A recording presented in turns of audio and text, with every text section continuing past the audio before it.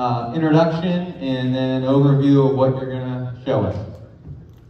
Hello, my name is Owen Sullivan. We are from Ohio Northern University. This is our robot RoboGro. I hand this over to Camden. My position in this project was project manager and technical report writer.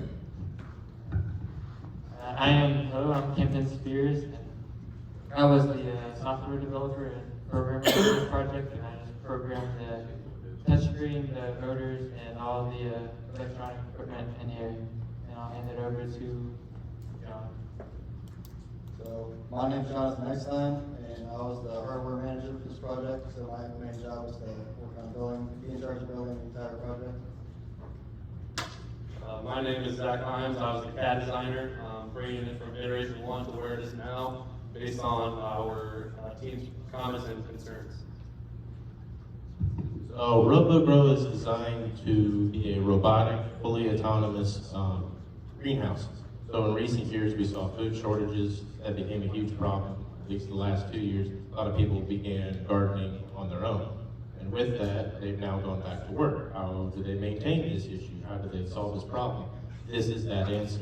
This is designed to, you hit a button, it plants the seed based on its spacing, so an optimal growth, and it is then programmed to monitor harvest for the next 55 days. It's currently programmed to 55 days based on the soybeans that we based it around. In future tests and future designs, we'd like to develop a database. So if you want to grow corn, if you want to grow wheat, tomatoes, it is designed so that an end user walks up, hits a button, it's ready to go. And this is in prototype stage. We definitely put a lot of effort into making it look really good and in sellable form.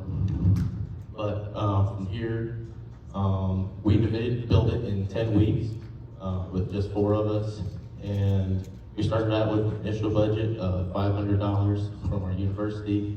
And from there, we sought out a large amount of sponsors. Thanks to them, as this wouldn't have been possible without them. End cost for us was around $2,000.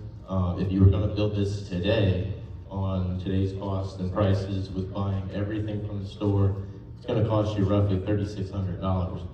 And for what it is, it's worth the price. Camden, do you want to go ahead and hit the seed? What John is doing here is he's actually dumping the seed amount into the hoppers. And what Camden is doing is he's using our own design UI that built on this touchscreen. When he hits the seed button, it's going to send the robot to get the seeds.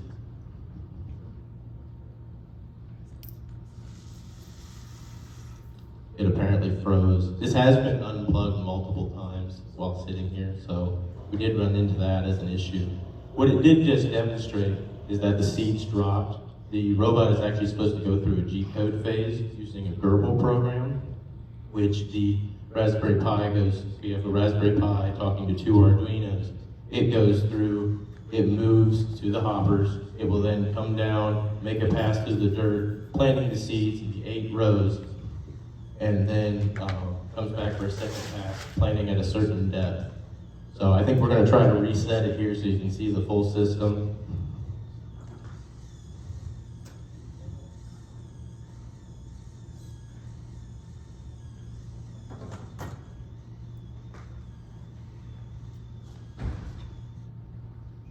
Actually,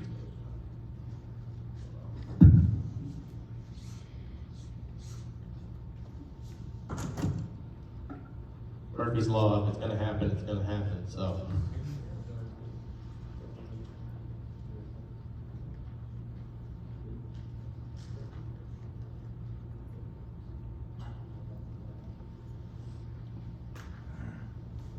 So he's rebooting the system. So that's going to take a second. Sorry about this, folks. We designed every piece of this from the ground up.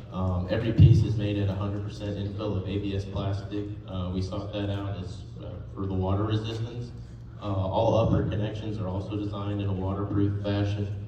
And then Zach, if you want to come up front here, we'll show you the inside.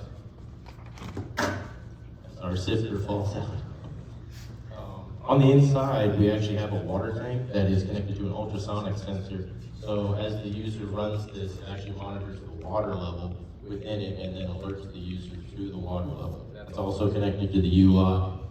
That's then connected to the water pump, which comes up through this misting system in the top. And also you can see the lights on now. That is the UV grow lights that we were able to find at Menards for a pretty good price.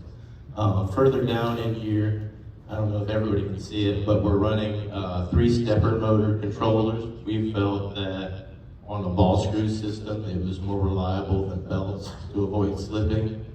And it's also running a high voltage Arduino relay control. So it does actually have 2 expansion slots. So if you wanted to grow a plant that required heat lamps, it does have that spot.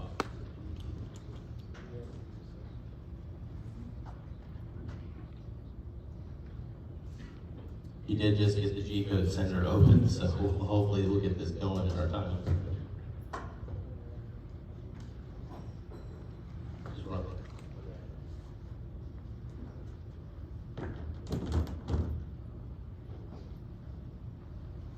It is designed so in the case of this failure, it's still going to have these orange plows in the front. It will make a pass, opening up the soil, and the rear gang of plows is actually offset to recover those troughs.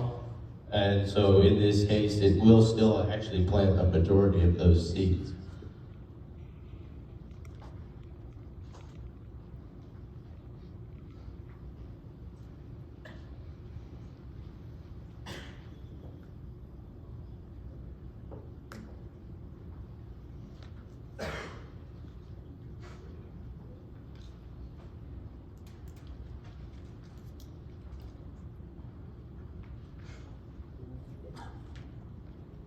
So what it's doing here is it's going to go forward underneath these seed hoppers in the top, and it was just open, and that's going to fill those 2 hoppers to distribute the seeds equally along the planter bed, which the planter is actually a camp system that slides opening, close, opening doors, basically, to drop the seeds through.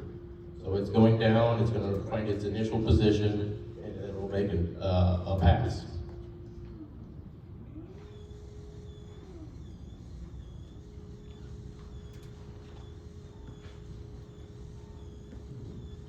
Another feature of this is it actually has a soil moisture sensor built into it. So say you've got your heat on in your house and it's extremely warm, well that's going to dry the dirt out in its own speed. And with that, the sensor will determine, okay, the soil is now dry. It will then apply the sprayer system and wet down the soil.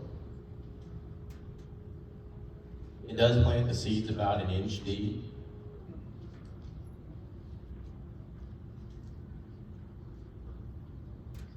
This is the second pass it's making to assure optimal insertion. So it's going to make a second pass, just putting the seeds in deeper.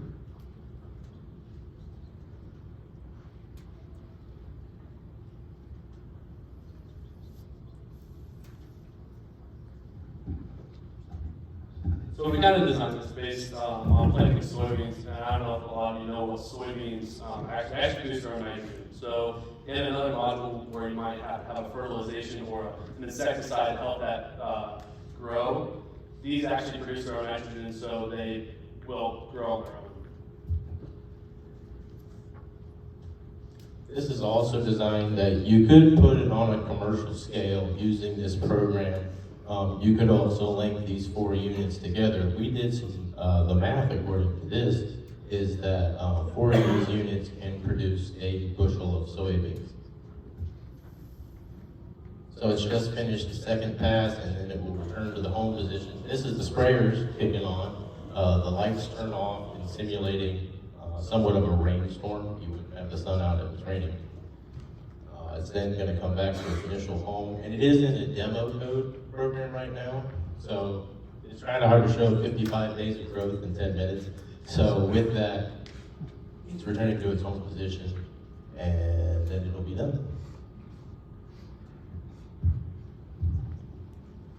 So Thank you very much, Ohio Northern University.